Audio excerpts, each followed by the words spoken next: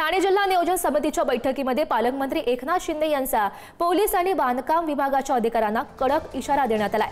नवी मुंबई, बदलापूर आणि ठाण्यातील वाहतूक व्यवस्थेसाठी तात्काळ उपाययोजना करण्याचे निर्देश त्यांनी दिले आहेत। शिंदे यांनी ट्रॅफिक डीसीपी आणि अतिरिक्त आयुक्तांच्या तातडीच्या निवडणुकीचे आदेश सुद्धा दिले आहेत। दुसरीकडे एमएसआरडीसीच्या निकृष्ट कामावरून आमदार प्रताप सरनाईक यांनी तीव्र नाराजी सुद्धा व्यक्त केली आहे। केवळ संतप्त झालेल्या पालकमंत्र्यांनी मार्चपर्यंत रस्ता पूर्ण न झाल्यास संबंधित अधिकाऱ्यांवर थेट निलंबनाची कारवाई करा असंही त्यांनी म्हटलंय।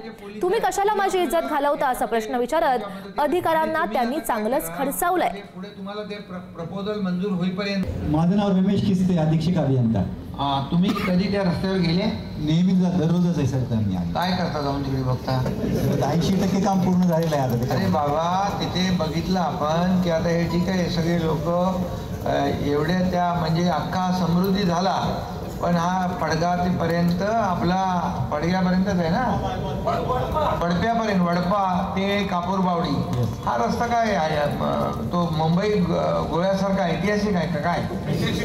हा एवढा भागच ऐतिहासिक। तुम्ही आता पहिलं मी आता अनिल गायकवाडना फोन केलेला।